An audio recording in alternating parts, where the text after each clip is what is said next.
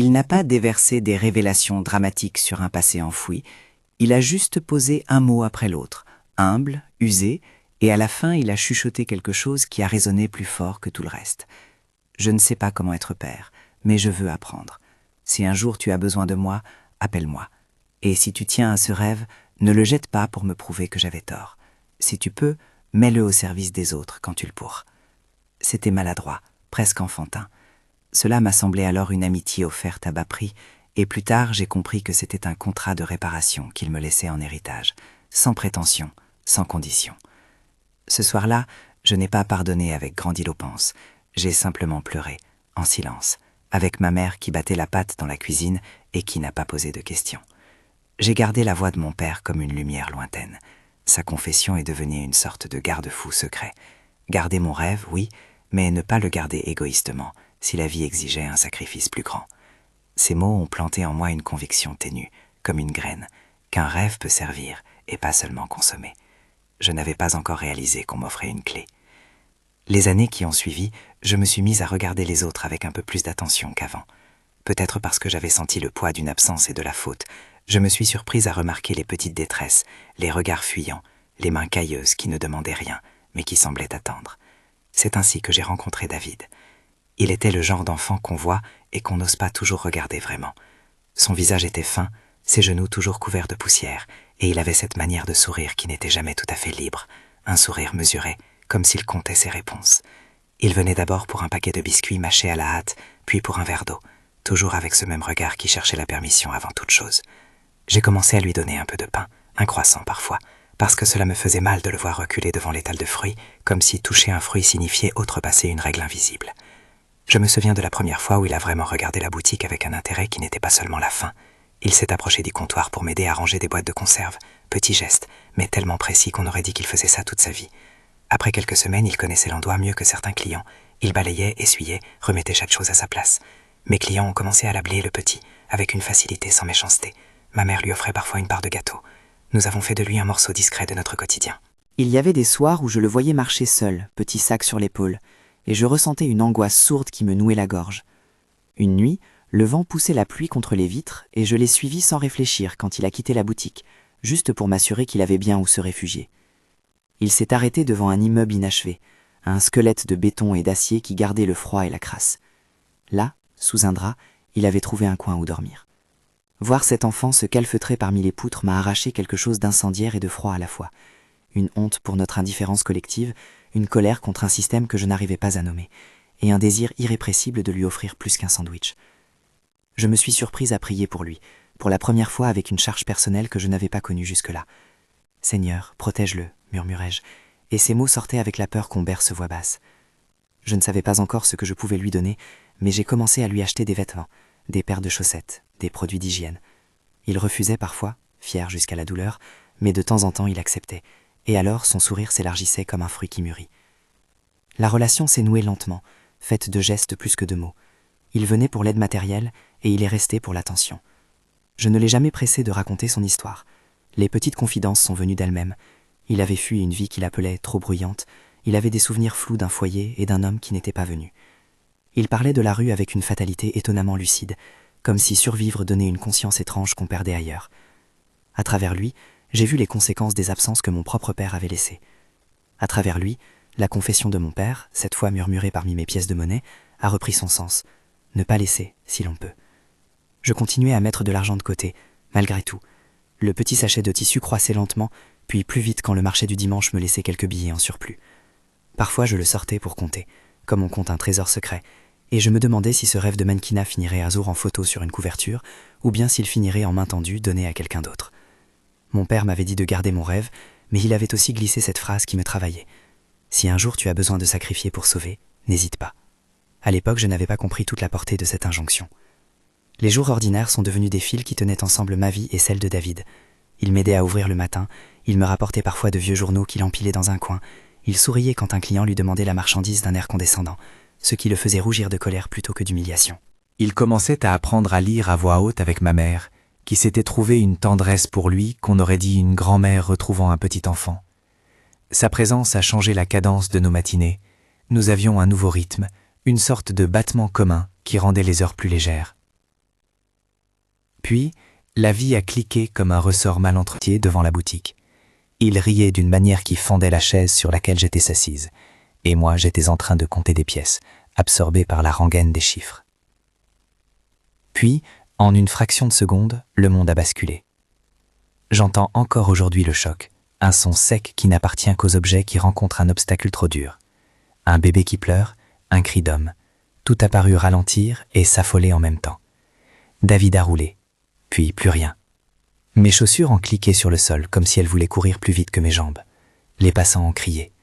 Une voiture noire a filé, son silence coupable effaçant toute trace de responsabilité, comme si le monde pouvait avaler un acte et le faire disparaître. Je l'ai vu étendu sur le bitume, la pluie marquant sa peau comme des aiguilles, et le ballon roulant loin, abandonné. Mon corps s'est mis en mouvement sans que ma tête ne l'ordonne. J'ai couru, j'ai appelé son nom, et il est resté muet, comme si la voix avait quitté sa bouche au moment du choc. La suite s'est déroulée en plan serré.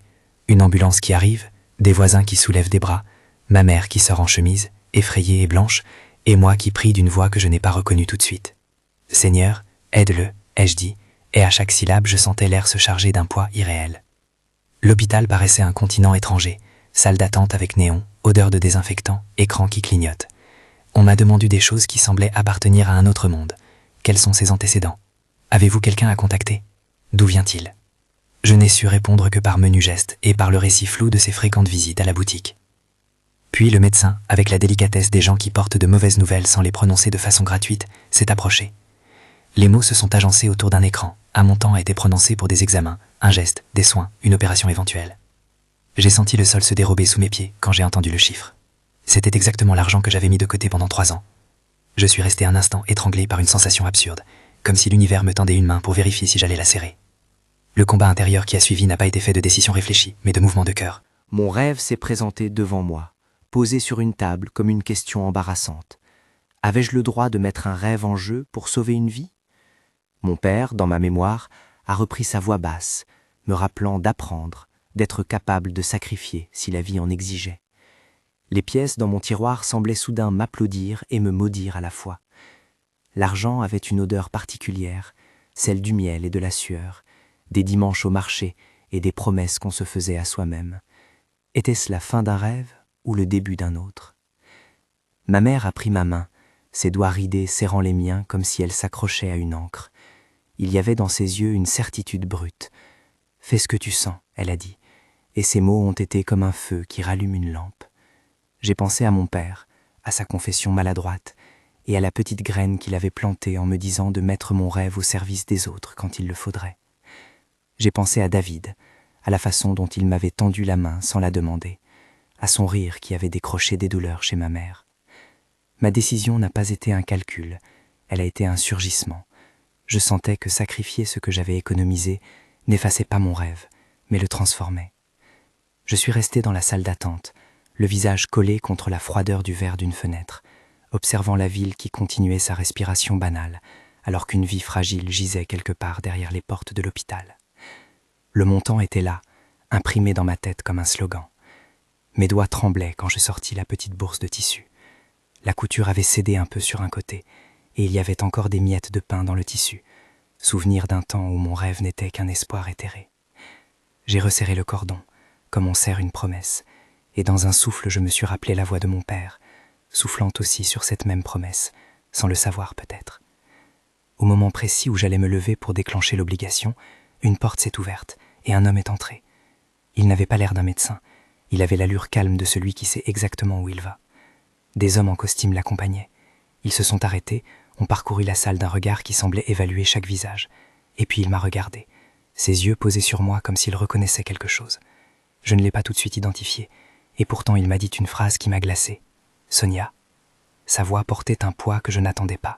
Je l'ai suivi du regard, et pendant une seconde, ma mémoire a tressé un lien étrange, comme si un fil invisible réunissait des bouts épars de mon passé.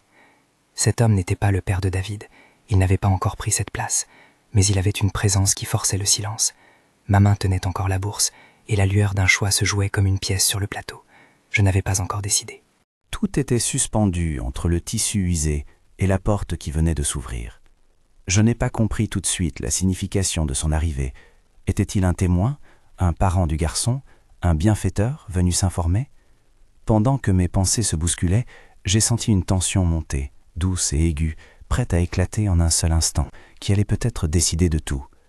À l'intérieur de moi, la confession de mon père, les miettes du sachet, le rire effacé de David, la main froide de ma mère, tout semblait converger vers un point lumineux et terrifiant à la fois.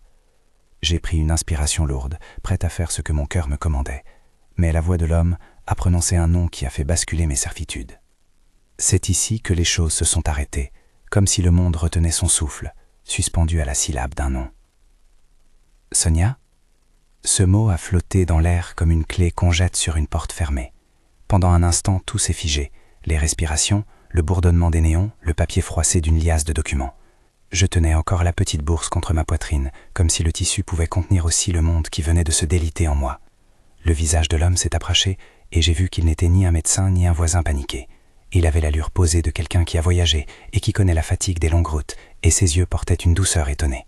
« Oui, c'est moi », ai-je répondu, la voix étranglée.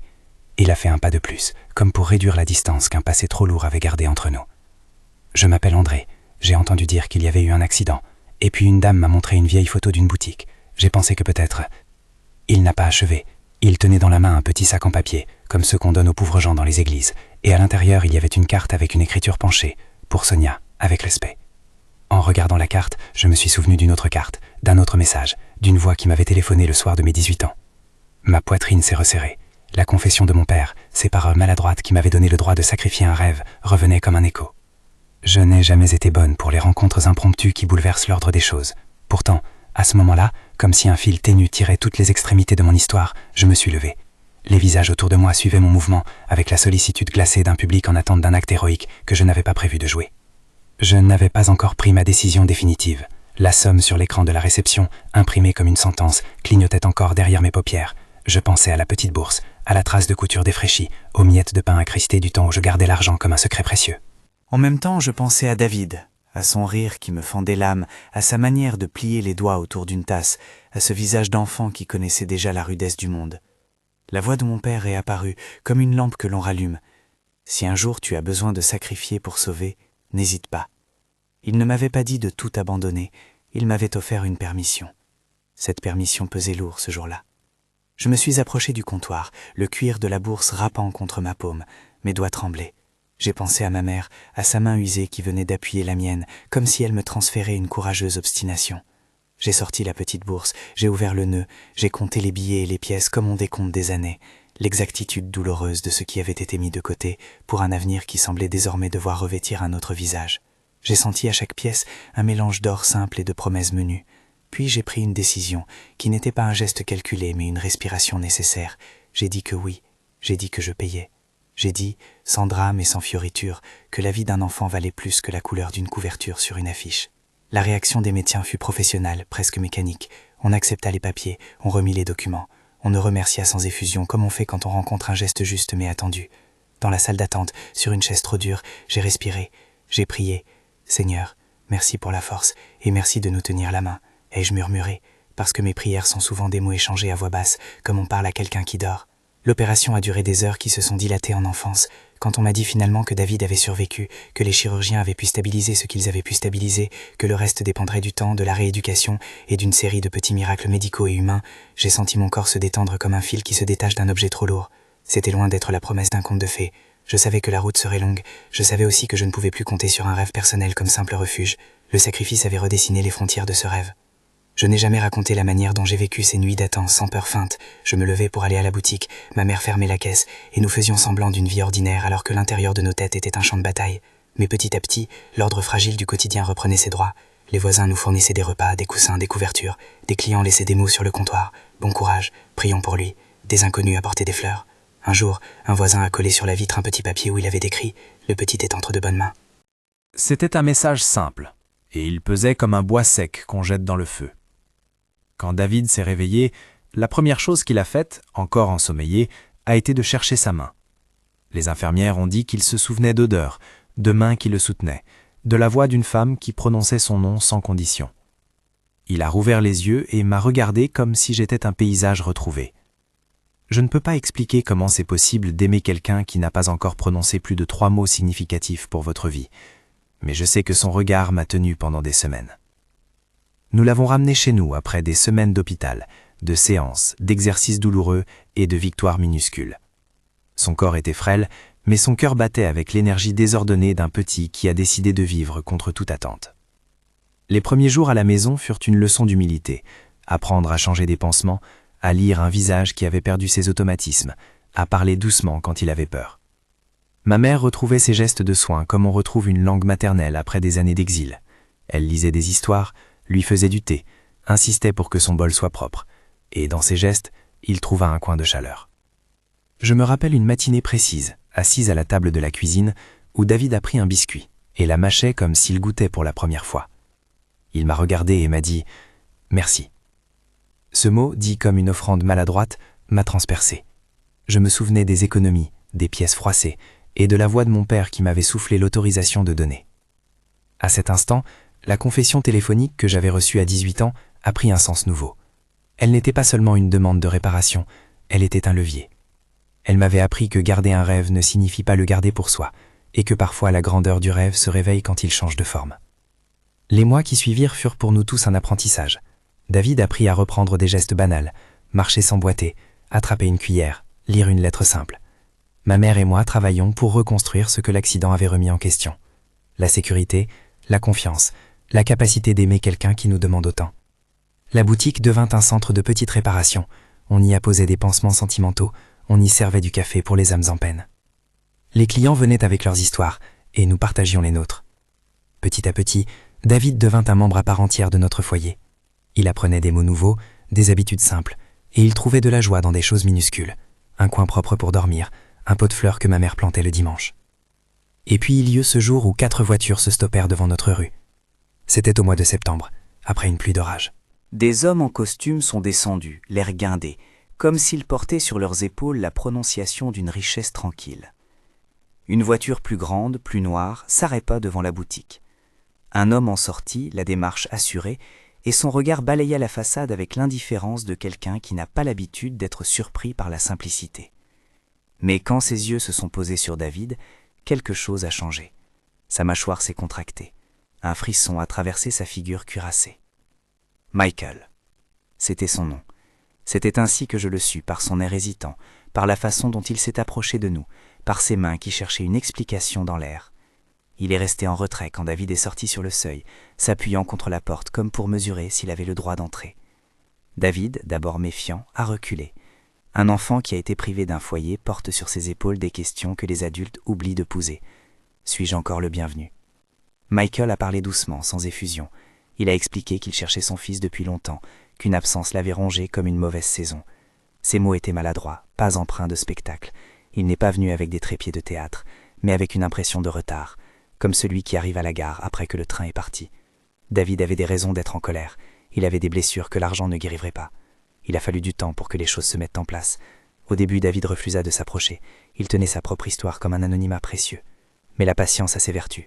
Avec des gestes réitérés, des paroles timides, des livres rapportés et quelques jeux maladroits, Michael a commencé à se frayer une place. Je me souviens du premier soir où il est resté assez longtemps pour boire un thé avec nous. Sa voix, détendue par la proximité, s'est faite petite. Il m'a regardé et a dit « Je ne viens pas réclamer le pardon. Je veux juste que tu saches que je ne savais pas comment le retrouver. » C'était une confession à demi-teinte, mais pas celle qui m'avait été soufflée sur le téléphone un soir de 18 ans. C'était une imploration différente, une recherche d'un lien qu'il croyait perdu. Je l'ai regardé, et je me suis senti étonnamment calme. Le sacrifice que j'avais fait, la petitesse de ma bourse, avait reçu sa réponse dans une forme que je n'avais pas imaginée. La possibilité d'un futur différent. Michael s'est approché progressivement, jouant un rôle plus paternel à mesure que David acceptait les micro-présences. Pour ne rien cacher, la méfiance a longtemps survécu. David testait chaque promesse comme on teste une ampoule. Il la faisait fonctionner plusieurs fois pour s'assurer qu'elle ne tomberait pas en panne. Michael acceptait les tests sans se rebeller.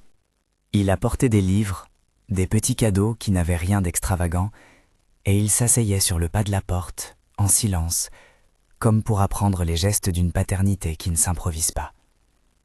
Un jour, timidement, il m'a dit qu'il souhaitait offrir quelque chose à ma mère, comme un remerciement pour ce qu'elle avait fait. Elle a refusé du bout des lèvres, comme si l'orgueil et la reconnaissance s'entremêlaient dans son cœur. Je voyais la scène comme une pièce cousue à la fois de pansements et d'ombre, des blessures trop vives pour disparaître immédiatement, des gestes trop beaux pour n'être que du vent. Ce fut dans ces semaines, quand la situation commença enfin à se stabiliser, que la vie me demanda une nouvelle écoute. J'avais toujours connu mon rêve comme un trésor personnel, un objet intime que je caressais dans le silence. Mais au fil des jours, passés à cajoler une guérison, à écouter la respiration d'un petit corps recoller ses morceaux, j'ai senti mon rêve se transformer. Les mots de mon père, jadis brasés dans la honte d'un départ, prenaient désormais un relief tangible. Ne le jette pas pour me prouver que j'avais tort. Si tu peux, mets-le au service des autres quand tu le pourras. Je voyais maintenant que mon rêve n'était pas un objet à exhiber, mais une matière première que l'on pouvait façonner pour bâtir quelque chose d'autre. Michael, avec la grâce maladroite d'un homme de sa classe, m'a offert, un après-midi, après un long silence, de financer une formation. Pas seulement pour que je réalise mes ambitions de mannequinat telles quelles, mais pour que je devienne une ambassadrice capable de témoigner, de porter la voix de ceux qu'on n'entend pas. Il parlait d'un projet social qu'il avait en tête, utiliser l'image pour sensibiliser à la détresse des enfants de rue, pour trouver des parrains, pour créer des ponts. Sa proposition avait une double face. D'un côté, elle promettait la réouverture d'une porte à mon ancien rêve. De l'autre, elle m'invitait à remodeler ce rêve selon une mission. Ne plus chercher seulement des podiums, mais des plateformes qui parlent au cœur du public. Sa voix tremblait quand il disait qu'en voyant ce que j'avais fait pour son fils, il avait compris que la beauté n'est réelle que quand elle sert. J'étais troublé. Une voix dans ma tête murmurait « Et si c'était une manière de t'acheter ton silence ? Et si c'était un geste qui voulait effacer une faute ?» Ces pensées ne venaient pas d'un cynisme gratuit, mais d'une prudence apprise à force d'absence. Pourtant, je pensais aussi au regard de David, à la façon dont il s'éclairait quand il apprenait un nouveau mot, à ma mère qui souriait légèrement quand elle voyait son cœur apaisé. L'offre de Michael n'était pas anodine. Je me suis souvenu de la boussole que mon père m'avait donnée dans sa confession. Garder, oui, mais savoir donner. Reprendre le rêve, d'accord, mais pas pour moi seul. Le redéfinir. J'ai dit oui. Pas pour un contrat, mais pour un itinéraire. J'ai dit oui avec la lourdeur d'une flamme qu'on laisse changer de forme. Michael m'a tendu la main, et il y avait dans sa poignée une promesse. Il me donnerait les moyens de me former, mais il voulait aussi que je m'engage à consacrer une part de mon temps à des actions auprès des enfants des rues, à parler, à témoigner, à convaincre d'autres personnes de s'engager. Ce pacte était intime. J'ai accepté. La formation fut dure et belle. On m'a appris à tenir un corps, à comprendre la lumière, à traduire une émotion en photogramme. Mais on m'a aussi demandé de raconter mon histoire et de faire du récit un levier.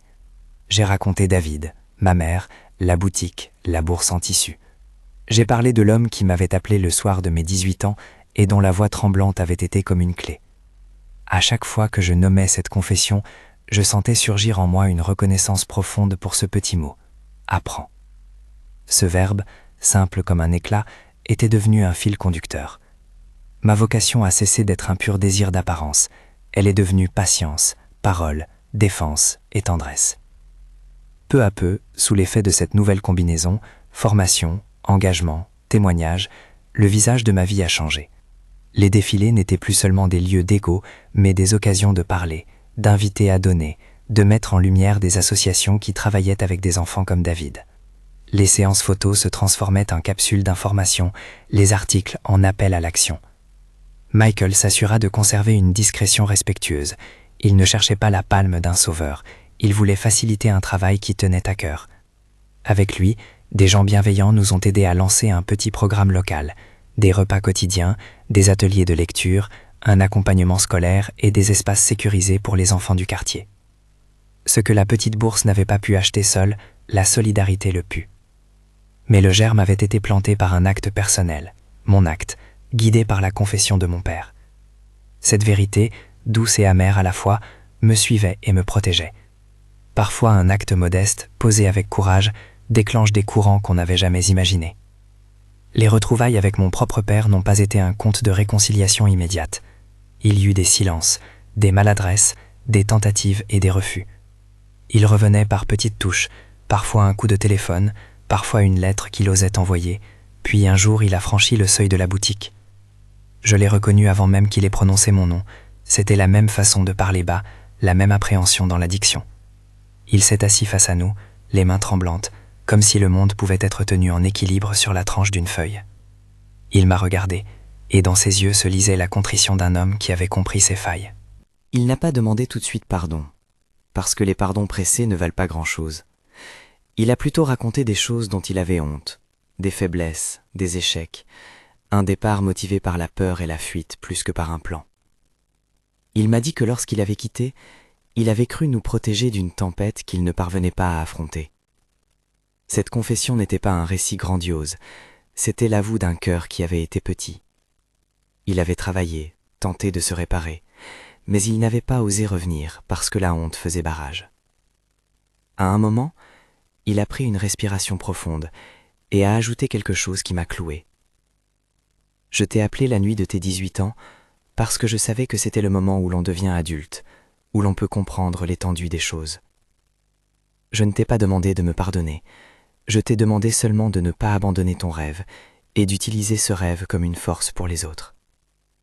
Si ce soir-là je t'ai dit cela, c'est que j'espérais te donner une chance de décider par toi-même. Ses yeux cherchaient une réponse qui n'était pas un mot, mais plutôt une manière d'être. Je le regardais, et je sentais une vie entière de ressentiment et de tendresse se déplacer en moi. Pardon n'a pas été un éclair, il a été une série de gestes lents, lui rendant des appels, acceptant une tasse de thé qu'il avait préparée maladroitement, l'invitant à écouter les récits de ce que nous avions accompli. Il ne s'agissait pas d'effacer, mais de construire. Le soir où il m'avait parlé au téléphone à 18 ans avait été, en fin de compte, un balbutiement de ce qu'il devenait maintenant. Un homme qui cherchait une place honnête dans nos vies. Quelques mois plus tard, lors d'une réunion un peu officielle au local de l'association que nous avions aidé à monter, mon père s'approcha du micro. C'était un endroit modeste, avec des chaises en plastique et des affiches faites à la main. La salle était remplie d'habitants du quartier, de bénévoles et de quelques journalistes. Il prit la parole. Ce n'était pas un discours savant. Il parla de ses erreurs, de la honte qu'il avait rongée, mais aussi de l'amour inépuisable qu'il avait fait se lever un matin et décider de ne plus fuir. Il dit qu'il ne demandait pas d'indulgence, seulement qu'on comprenne que l'homme d'hier ne devait pas être le juge de l'homme d'aujourd'hui. Quand il eut fini, la salle resta un instant silencieuse, puis des mains commencèrent à applaudir, doucement, avec la lenteur d'un printemps qui arrive. Cette confession publique, bien que plus tardive que le fameux appel la nuit de mes 18 ans, n'a pas contredit ce qui avait été dit autrefois. Elle l'a approfondi. Elle m'a montré que la confession n'est pas un acte unique, mais un chemin. On peut confesser par téléphone un soir de grande solitude, puis construire encore et encore, pour faire tenir la parole. Cet homme, malhabile et pourtant sincère, est devenu une présence qui n'annulait pas la souffrance passée, mais la reprenait, la travaillait et la rendait utile. Et moi, qu'ai-je fait de mon rêve, désormais retravaillé, réorienté? J'ai fait ce que mon père avait espéré sans le savoir, je l'ai mis au service. Les défilés sont devenus des occasions de collecter des fonds, des campagnes de sensibilisation, des ateliers gratuits pour les jeunes du quartier. J'ai appris à dire non aux propositions qui mettaient la pauvreté en vitrine comme un accessoire. J'ai appris à travailler avec des associations sérieuses, à exiger que les projets aient un vrai suivi. Avec Michael, nous avons mis en place un petit programme d'apprentissage pour les adolescents de la rue. Alphabétisation, couture, informatique de base, ateliers d'expression scénique et photo pour qu'ils apprennent à se tenir devant une caméra et à reprendre confiance en eux. David, naturellement, a été le premier inscrit. Il aimait particulièrement l'atelier de lecture, où il dévorait les histoires comme des trésors. Les récompenses n'ont pas été des trophées scintillants, mais des choses plus réelles. Voir un adolescent écrire son nom sans trembler, une mère retrouver la dignité de raconter son histoire, un enfant qui commence à sourire sans penser à demain. Ces petites victoires formaient un trône modeste sur lequel je m'asseyais parfois, la nuit, épuisée mais contente. La question que j'avais longtemps tenue pour sacrée, « Mon rêve est-il perdu ?», n'avait plus de sens. Il avait changé de langue. La confession de mon père, celle qu'il m'avait faite le soir de mes 18 ans, est restée la boussole. Sans elle, peut-être, je n'aurais pas su qu'il était permis de transformer ma consolation personnelle en action. Sans elle, je n'aurais peut-être pas su qu'un rêve peut se consumer en un autre feu plus utile. Mais il est important que je dise aussi que tout cela ne s'est pas fait sans douleur. Il y eut des nuits où je pleurais pour mon jeune moi, pour la coquetterie de mes ambitions, pour l'image de moi sur une couverture que je n'aurais peut-être jamais connue. J'ai appris à accueillir ces deuils comme des parties du voyage, des ponts qu'on traverse sans attarder, mais qu'on regarde encore par-dessus l'épaule. Il y avait aussi des moments où je me demandais si j'étais en train de m'oublier. Je faisais des castings, je rencontrais des photographes, je lisais des contrats. Beaucoup me regardaient et voyaient d'abord une silhouette, un visage. Mais j'allais changer la façon dont je répondais. Désormais, je proposais une mission avec ma présence, et la mission attirait des gens qui se reconnaissaient dans ce que nous voulions faire. On m'offrit d'être l'image d'une campagne pour un petit label qui fabriquait des vêtements durables et reversait une part de ses bénéfices à des programmes éducatifs. Je me suis associé car l'idée correspondait à ce que j'avais décidé d'être. Une personne qui n'ignore pas son rêve, mais qui le met au service. Dans ce cheminement, David grandit, devint un adolescent plein d'humour, parfois impertinent, souvent étonnamment tendre. Sa colère se fit moins fréquente, remplacée par une curiosité qui me renvoyait à ma propre jeunesse. Nous avions une relation d'une franchise parfois brûlante. Il me rappelait mes erreurs, je lui racontais les miennes. Ma mère se reposait parfois sur un fauteuil, les yeux brillants, et regardait ce foyer qu'elle avait tenu debout, comme si c'était la plus belle des récoltes. Un jour, alors que je donnais un entretien pour un magazine local, on me posa la question qu'on attendait depuis le début. Qu'est-ce qui a réellement changé votre vie ? J'aurais pu répondre présent, parler de l'association, de Michael, de David ou de la boutique qui tenait encore. Mais la vérité pleine et simple qui m'est venue du cœur fut celle-ci. La confession de mon père, le soir de mes 18 ans, m'a donné la permission de sacrifier mon rêve pour le placer au service des autres. Sans ces mots, je n'aurais pas su que mon rêve pouvait être plus qu'une ambition pour moi seul. Ils m'ont donné une boussole. Dire cela en public, c'était accepter la paradoxale beauté d'une chose étrange, qu'une faute puisse devenir une leçon, que la honte d'un homme puisse s'ouvrir sur une porte pour la générosité d'une femme. Mais il faut que je dise aussi ceci, car c'est crucial. La confession n'efface pas la blessure, elle l'éclaire. Elle ne remplace pas les soins médicaux, la ténacité des chirurgiens, la compétence des soignants. Elle ne garantit pas de miracle incroyable. Elle pose une conscience. Elle rend possible un acte d'amour conscient. Je plains ceux qui pensent que la foi transforme tout en miracle instantané. Ce n'est pas la manière dont cela fonctionne. La foi m'a tenu debout pendant des nuits d'angoisse. Elle m'a amené à prier, à demander de la force, à appeler les gens à m'aider. Mais Dieu travaille aussi à travers des mains qui soignent, des voisins qui apportent des repas, des hommes qui décident de donner leurs moyens.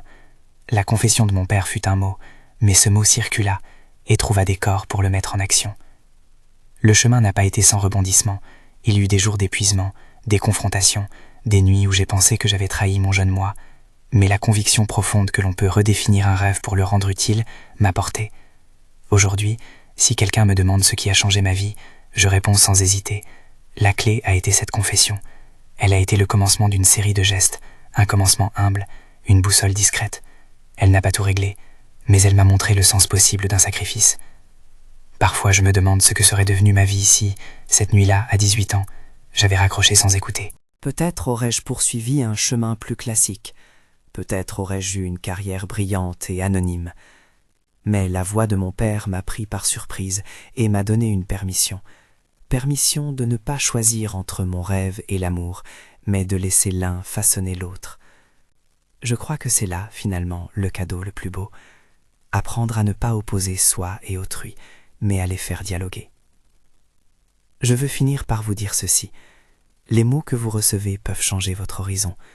Ils ne sont pas toujours spectaculaires. Parfois ils sont chuchotés au téléphone. Parfois ils sont écrits sur une carte. Parfois ils sont dits avec les mains tremblantes d'un homme qui revient. Ne méprisez pas une confession. Ne méprisez pas une parole honnête. Elle peut vous donner la permission de choisir autrement. Et si vous êtes dans la position de confesser, faites-le avec humilité. La vérité offerte, sans orgueil, peut réparer de manière imprévisible.